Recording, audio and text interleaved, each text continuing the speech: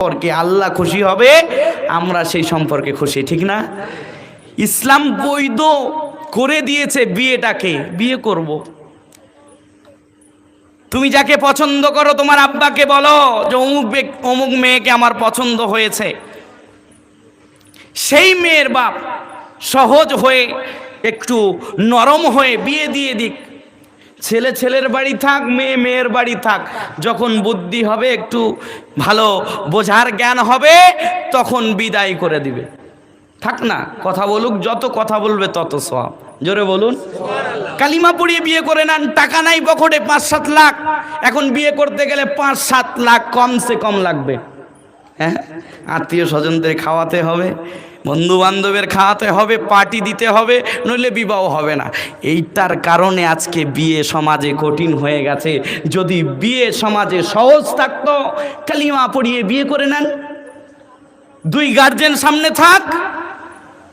থাকার পরে উভয় পক্ষ 2 গার্জেন বলবে আপনার মেয়েকে একটু এখন রাখেন, আমার ছেলেটা এস্টাবলিশ হোক, ভালো একটা চাকরি অথবা ব্যবসার দিকে যাক, তারপরে আপনার মেয়েকে নিয়ে আসবো। আপনি আপনার মেয়ে নিয়ে যান, আমার ছেলে আমার কাছে থাক, আমার ছেলে যখন একটা যোগ্য জায়গায় দাঁড়িয়ে যাবে আপনার মেয়েকে আপনি পাঠিয়ে দেবেন।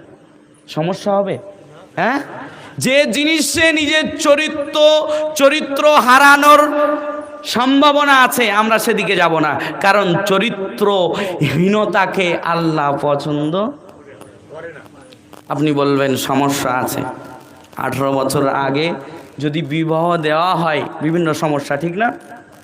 আমি বলবো যারা ইসলামকে খাটো করার চিন্তা ভাবনা করবে তারা বিয়েকে রুখে দিবে।